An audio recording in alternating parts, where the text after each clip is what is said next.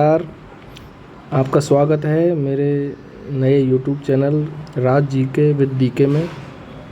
और इसमें हम राजस्थान जीके में हिस्ट्री के भागों का अध्ययन कर रहे हैं।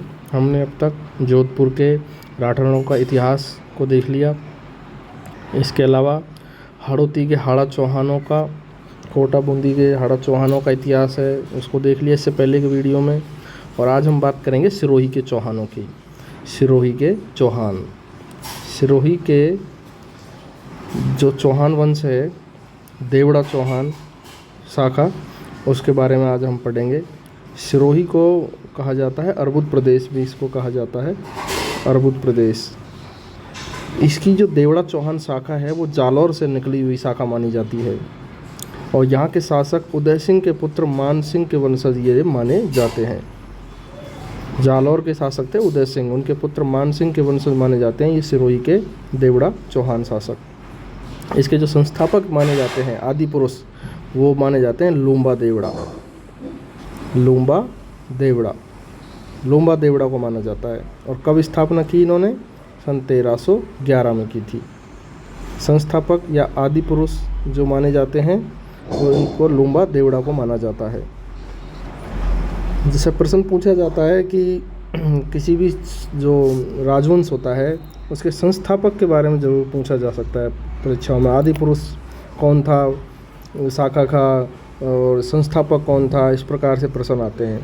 तो सिरोही के देवड़ा चौहान शाखा का संस्थापक था लूम्बा देवड़ा। कब से स्थापना की? सन 1311 में की। और ये कहाँ की शाखा थी? तो जालौर से निकली हुई शाखा थी, जालौर के चौहानों की। लूम्बा देवड़ा के बारे में हम पढ़ेंगे। सिरोही की देवड़ा चौहान शाखा का आदि पुरुष माना जाता है लूम्बा देवड़ा को। और सन 1311 में परमारों से इन्होंने चंद्रावती व आबू क्षेत्र छीनकर यहाँ साम्राज्य स्थापित किया। किनसे छीना था इन्होंने शासन? परमारों से छीना था 1311 में। और चंद्रावती को अपनी राजधानी बनाया था। चंद्रावती को इन्होंने सिरोही में जो आबू क्षेत्र, चंद्रावती का जो भाग था, उसको छीन लिया था परमारों से। और चंद्रावती को अपनी राजधानी बनाया था लूम्बा देवड़ा ने। और जो माउंट आबू में इन्होंने क्या किया था? अचलेश्वर महादेव मंदिर का भी निर्माण करवाया था।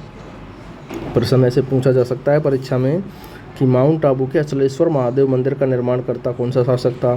निम्न में से बताइए।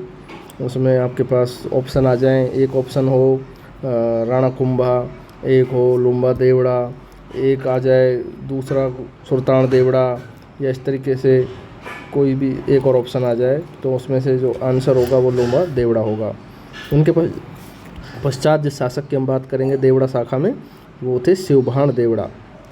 शिवभाण देवड़ा ने 1405 में क्या किया था? शिवपुरी नगर बसाया था, शिवपुरी नगर, और उसको अपनी राजधानी बनाया था शिवभाण ने। इनके पश्चात शासक हुए सहसमल देवड़ा। और इन सहसमल देवड़ा ने 1425 में सरनवा की पहाड़ियों में सिरोही नगर बसाया। कौन सा नगर? जो सिरोही जो नगर है वो बसाया था सहसमल देवड़ा ने। याद रखने की बात है, सिरोही नगर किसने बसाया? सहसमल देवड़ा ने बसाया था। कब बसाया? 1425 में बसाया था। कब? 1425 में। सन 1425 में सरनवा की पहाड़ियों में सिरोही नगर की स्थापना की और उसको अपनी राजधानी बना लिया। और सहसमल ने इसने क्या किया? सिरोही में सारणेश्वर महादेव का मंदिर भी बनवाया, जो कि इनके आराध्य देव थे देवड़ा चौहानों के। देखो, सारणेश्वर महादेव मंदिर किसने बनवाया? सहसमल देवड़ा ने। कहाँ? सिरोही में। अब हम बात करें सहसमल देवड़ा की, तो देखो मेवाड़ के कुंभा, राणा कुंभा थे, उनके विरुद्ध इसने गुजरात शासकों की मदद की थी। जब हम राणा कुंभा को पढ़ेंगे मेवाड़ में, तो हम देखेंगे गुजरात के शासकों से उनका संघर्ष रहा था और इस सहसमल देवड़ा ने उनकी सहायता की। इससे नाराज होकर कुंभा ने सहसमल से आबू और बसंतगढ़ छीन लिए। कुंभा ने यह आक्रमण किया था सेनापति नरसिंह डोडिया के नेतृत्व में।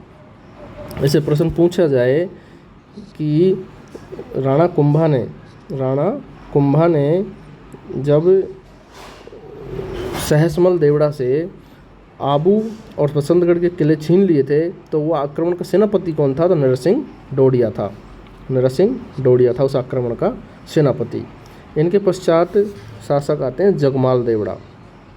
देखो जगमाल देवड़ा सन 1475 में जगमाल देवड़ा ने मेवाड़ के महाराणा रायमल की सहायता से दिल्ली सुल्तान बहलोल लोदी को परास्त किया था। बहुत ही महत्वपूर्ण फैक्ट है कि कौन सा ऐसा शासक था जिसने दिल्ली के सुल्तान बहलोल लोदी को परास्त किया था देवड़ा शाखा में, तो वो था जगमाल देवड़ा। कब? 1475 में। किसको? दिल्ली सुल्तान बहलोल लोदी को। किसकी सहायता से? तो मेवाड़ महाराणा रायमल की सहायता से परास्त किया था। अब ये जगमाल का विवाह रायमल ने, मेवाड़ के रायमल ने, महाराणा रायमल ने अपनी पुत्री आनंदबाई के साथ कर दिया। दोनों ने साथ लड़के युद्ध लड़ा साथ मिलके, और दिल्ली जैसे सुल्तान जो थे, दिल्ली सल्तनत के सुल्तान बहलोल लोदी को इन्होंने हरा दिया था। बहुत बड़ी बात थी। तो इसमें इनका वैवाहिक संबंध स्थापित हुआ।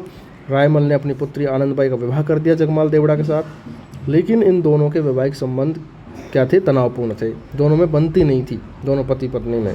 अब ये आनंदबाई का भाई था पृथ्वीराज सिसोदिया। हम पढ़ेंगे मेवाड़ के इतिहास में, बहुत ही जब राणा सांगा के बारे में पढ़ेंगे तो उसमें एक इंटरेस्टिंग कैरेक्टर आएंगे, पृथ्वीराज सिसोदिया। बहुत परेशान किया था सांगा को इन्होंने। देखो, जिसे इतिहास में उड़ना राजकुमार कहा जाता है। कौन सा राजकुमार? उड़ना राजकुमार। किसे कहा जाता है उड़ना राजकुमार? तो वो कहा जाता है पृथ्वीराज सिसोदिया को। ठीक है, उड़ना राजकुमार। तो देखो इन दोनों के हमने पढ़ा अभी, ये पृथ्वीराज सिसोदिया की बहन थी आनंदबाई, और इनके जीजा जी थे जगमाल देवड़ा।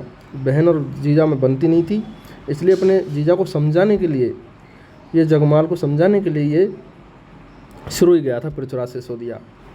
जब लौटा आई वापस समझा के, तो जगमाल ने इसको क्या कर दिया, खाने के लिए लड्डू दे दिए रास्ते में कि साले साहब आप बहुत बढ़िया आप आए हो, अब आप जाओ आराम से, हम बढ़िया रहेंगे, आप जाओ, कोई दिक्कत नहीं है। रास्ते में हम आपके लिए कुछ नाश्ते के लिए सामान रख रहे हैं, चीज़ें रख रहे हैं खाने के लिए। यानी कि इनके साथ विश्वासघात किया उनके खुद बहनोई ने, पृथ्वीराज सिसोदिया ने। तो उन्हीं के द्वारा दिए गए लड्डुओं खाने से ये पृथ्वीराज सिसोदिया की मृत्यु हो गई। अब हम ये चीज़ जब मेवाड़ पढ़ेंगे तो उसमें देखेंगे कि राणा सांगा के तो रास्ते का कांटा दूर हुआ था।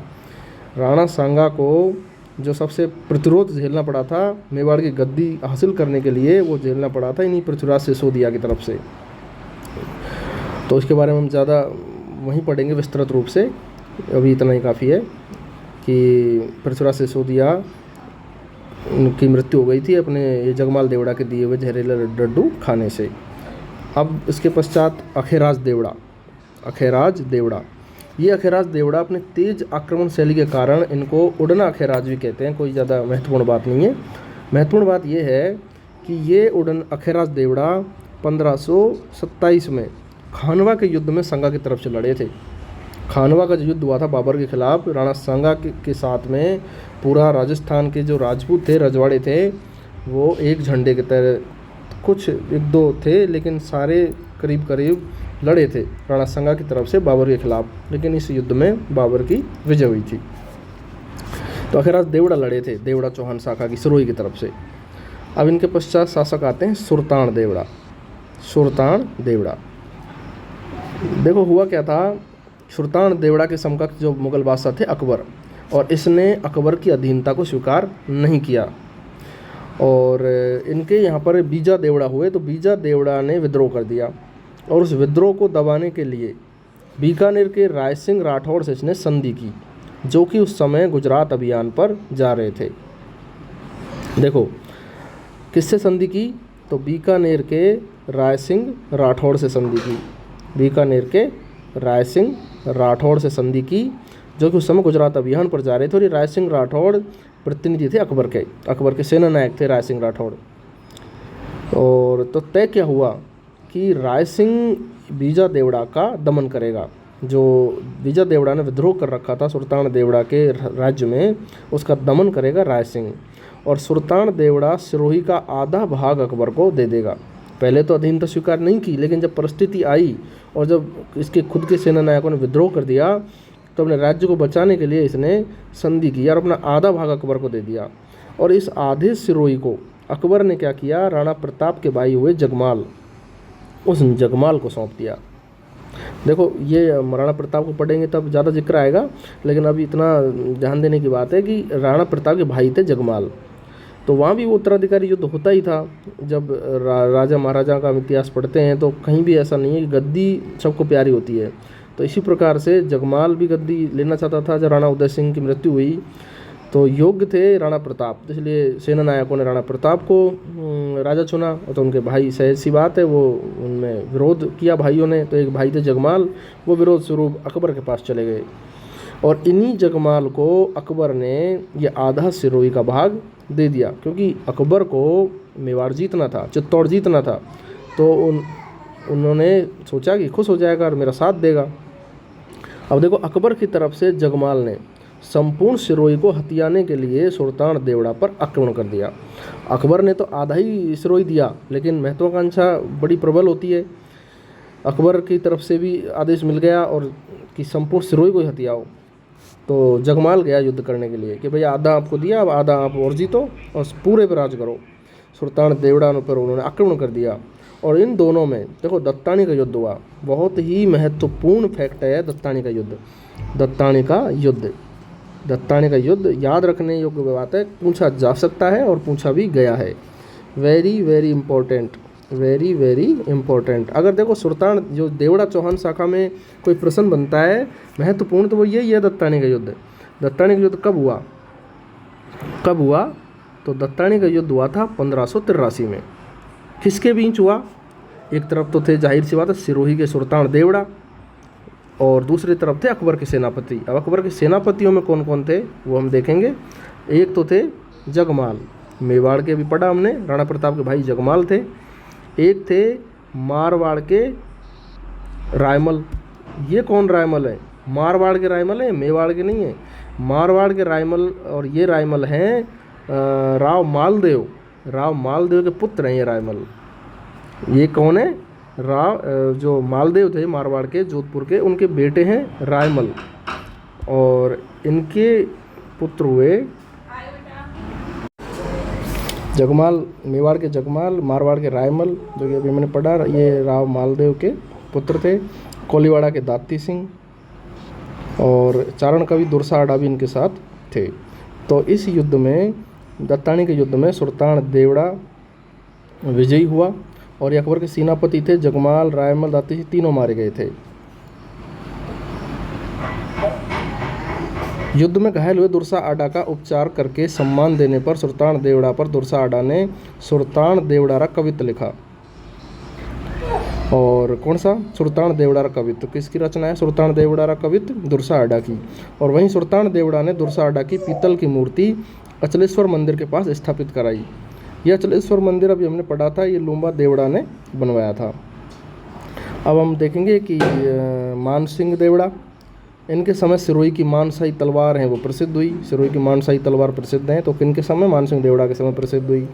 बैरीसाल देवड़ा, बैरीसाल देवड़ा औरंगजेब के विरुद्ध मारवाड़ के अजीत सिंह के लालन पालन हेतु दुर्गादास को कालिंद्री गांव जागीर में दिया था। ये हमने पढ़ा जब हमने जोधपुर का इतिहास पढ़ा था, तो उसमें अजीत सिंह के जो संघर्ष चला था औरंगजेब के खिलाफ, और वीर दुर्गादास ने जब अजीत सिंह को औरंगजेब के चंगुल से छुड़ाया था, तो उनके लालन पालन के लिए उनको रखा गया था सिरोही के कालिंद्री गांव में। ये दिया था बैरीसाल देवड़ा ने, ये इसलिए इम्पोर्टेंट हो जाता है। और फिर अंतिम शासक आते हैं जो देवड़ा शाखा में महत्वपूर्ण, वो आते हैं शिव सिंह देवड़ा। सन 1823 में अंग्रेज़ों से संधि करने वाला अंतिम शासक, अंग्रेज़ों से संधि करने वाला अंतिम शासक कौन था? तो शिव सिंह देवड़ा था। शिव सिंह देवड़ा था। सबसे अंत में सिरोही ने संधि की थी। इस प्रकार सिरोही के जो देवड़ा चौहान शाखा है उसका हमने देखा, और जो भी महत्वपूर्ण इसमें फैक्ट हैं वो एक बार हम फिर से देखते हैं कि सबसे महत्वपूर्ण तो जो मेरे को लगता है वो इसमें देख, तो ये बात आती है सुल्तान देवड़ा कवित्त किसकी रचना है? दुर्साहड़ा की है। इसके अलावा सबसे महत्वपूर्ण दत्तानी का युद्ध है, कब हुआ? 1583 में हुआ। किसके बीच हुआ? सुल्तान देवड़ा और अकबर के सेनापति थे मेवाड़ के जगमाल, मारवाड़ के रायमल, कोलीवाड़ा के दाती सिंह, और एक चारण कवि दुर्साहड़ा जी भी इसमें युद्ध में शामिल हुए थे। सुल्तान देवड़ा के बारे में हमने पढ़ ही लिया कि उन्होंने किस तरीके से ये युद्ध किया था अकबर के खिलाफ, दत्तानी का युद्ध। और जगमाल देवड़ा के बारे में उन्होंने पढ़ा कि कैसे पृथ्वीराज सिसोदिया को उन्होंने जहर दे दिया। सहसमल देवड़ा सारणेश्वर महादेव का मंदिर बनवाया, सिरोही नगर की स्थापना करवाई 1425 में। और राणा कुंभा ने इनको सबक सिखाने के लिए नरसिंह डोडिया के नेतृत्व में आक्रमण किया, आबू बसंतगढ़ के किले छीन लिए। शिवभान देवड़ा ने 1405 में शिवपुरी नगर बसाकर राजधानी बनाई। लूम्बा देवड़ा ने इनके आदि पुरुष थे, इन्होंने ही इस देवड़ा चौहान शाखा की स्थापना की सन 1311 में। परमारों से चंद्रावती आबू क्षेत्र छीनकर यहाँ साम्राज्य स्थापित किया और माउंट आबू में अचलेश्वर महादेव का मंदिर का निर्माण करवाया। इस प्रकार हमने सिरोही के जो देवड़ा चौहान शाखा के बारे में पढ़ा है। तो जिस प्रकार से आपको जितनी भी प्रतियोगी परीक्षाएं हैं राजस्थान से जुड़ी हुई, उनमें ये वीडियो आपके लिए उपयोगी है। इसी प्रकार से और वीडियो आपके लिए बनाए जाते रहेंगे। धन्यवाद साथियों।